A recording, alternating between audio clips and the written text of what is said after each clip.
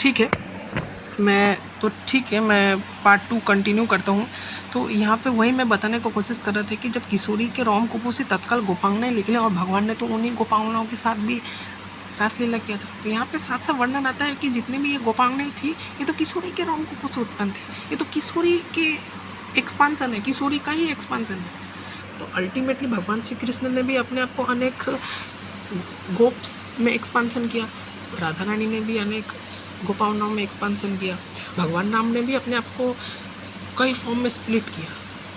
तो मैं यही बोलना चाह रहा हूँ, भगवान अल्टीमेटली जो 30 करोड़ गोपियाँ वो नहीं, जितनी भी 30 करोड़ गोपियाँ हैं वो राधा रानी के रोम कूप से ही उत्पन्न हुई है। ये देख लीजिए, अपना खुद का खंडन कर रहा है। ये राधा रानी जी के रोम कूप से ही 30 करोड़ गोपियाँ निकली हैं। उनका संख्या बताया गया श्रुति के अनुसार 30 करोड़, यहाँ पे वर्णित है, आप देख लीजिए। देखिए ये कितना बड़ा मतलब पाखंडी आदमी है कि ये वाला वर्ड्स पढ़ लिया, ये वाला वर्ड्स पढ़ लिया कि हाँ कन्या का वर्णन है, ठीक है। तो ये पढ़ लिया कि ये कन्या प्रकट हुई, ठीक है। तो मैं ये नहीं पढ़ पाया, ये देखिए ये नहीं पढ़ पाया। उस किशोरी के रोम कुप से तत्काल गोपांग नहीं निकली। और फिर यहाँ पे साथ साथ बताया गया है कि श्रुति के माध्यम से 30 करोड़ बताई गई है। भगवान श्री कृष्ण के रोम कुप से गणों का आविर्भाव हुआ। तो अल्टीमेटली जो जितना भी 30 करोड़ गोपियाँ थी वो तो राधा रानी ही थी। भगवान श्री कृष्ण हर समय राधा रानी के साथ ही थे, बस राधा रानी अपने आप को डिफरेंट फॉर्म्स में बदल दिया। और भगवान श्री कृष्ण ने भी अपने आप को एक्सपांड कर लिए थे अलग अलग फॉर्म में। तो अब देख सकते हैं ये खुद का पाखंड कर रहे हैं खुल्ला। अब मैं इसका भी पाखंड फैला देता हूँ, ठीक है। आप खुद देख सकते हैं कि इतना बड़ा पाखंड कर फैला रहा है। सॉरी, ये वाला वीडियो में बोल रहा था, हाँ ये वाला। तो इसमें फिर ये वीडियो बना रहा है, ये वाला देख लीजिए।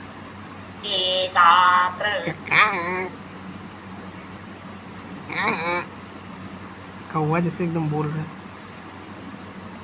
ये वही बोलेगा फिर। So welcome officially to Colossus.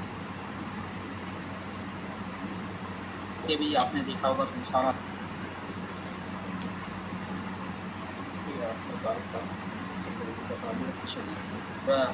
नंद बाबा ये बनिया थे कि ये शूद्र थे, ओबीसी थे।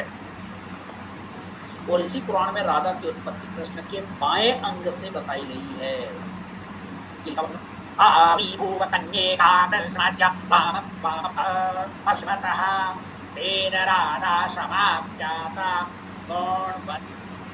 और ये जो यशोदा थी, जाने उनकी जो छोटी की माँ से या फिर एक वेश्या बनी के वहाँ रहे थे गाँव में।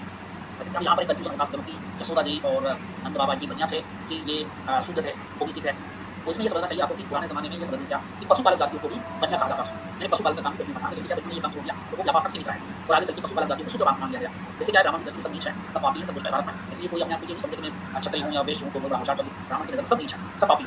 इसलिए बृहस्पति कहती है कि 100 साल का क्षत्रिय हो, 10 साल का ब्राह्मण हो, 10 साल के ब्राह्मण हो, 100 साल का सब अपना भाव से और चरण चाहते हैं।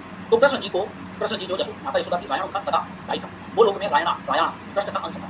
कुछ भी कह रहा हूँ, अभी कह रहा हूँ वो लोग में रायण जो था वो कृष्ण का अंश था। फिर उसकी पत्नी हो गई, पर दर्ज के संबंध में मामा लगता था। यदि राधा को कृष्ण के अंग से उत्पन्न माने तो उनकी पुत्री हुई। यदि यशोदा के नाते से विचार करे तो वह कृष्ण जी की मानी हुई। दोनों ही दृष्टियों से राधा का कृष्ण के साथ प्रेम अनुचित था। ब्रह्म वैवर्त पुराण की किस बात पर विश्वास किया था? कभी वह राधा को कृष्ण के अंग से उत्पन्न मानता, कभी कृष्ण की बचपन के समय उसे युक्ति बताता है। यदि राधा कृष्ण की मामी थी तब भी उनके दूध पीने के समय अवश्य युक्ति रही होगा। ब्रह्म वैवर्त पुराण में राधा के साथ साथ उनकी माता को भी कामों की बताया गया। आप विचार कीजिए, सुन सकते हैं। हाँ, उनकी कन्या राधिका देवी अपनी माता के समान ही काम बताई जाती। माता को भी मतलब काम बना दे। वह अच्छे स्वभाव वाली राधा अपने पति के प्रति नाना भाव दिखाती थी। कृष्ण ने 64 बलाओं के अनुसार राधा के साथ संभोग किया। उस राधा के साथ कृष्ण रास के आनंद के लिए उत्सुक रहते थे। ठीक है, यहाँ तक ये इतना एक्सेप्ट है। अब मैं खंडन इसका भी कर ही देता हूँ। तो आप ये वाला एक बार वीडियो देख लीजिएगा, इसका चोरी पकड़ा जाएगा हमें, ठीक है। चोरी पकड़ा जाएगा इसका, ये वाला देख लीजिएगा। ये वाला वीडियो मैं दिखाना चाहता हूँ कुछ देर के लिए। वो यशोदा माता की निजी भाई है और इस वजह से मैं ये वीडियो इसलिए दिखाना चाहता हूँ। अभी देखिए इसका पाखंड निकलेगा,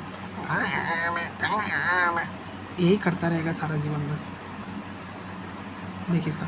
मतलब यहाँ पर तो स्पष्ट रूप से बोला जा रहा है कि जो रैण है वो यशोदा माता की निजी भाई है और इस वजह से वो कृष्ण के मातुल यानी कि मामा हैं। तो जैसे कि आपने देखा कि यहाँ पर लिखा गया है कि यशोदा जी के निजी भाई है और कृष्ण के मैटरनल अंकल मतलब मातुल मतलब मामा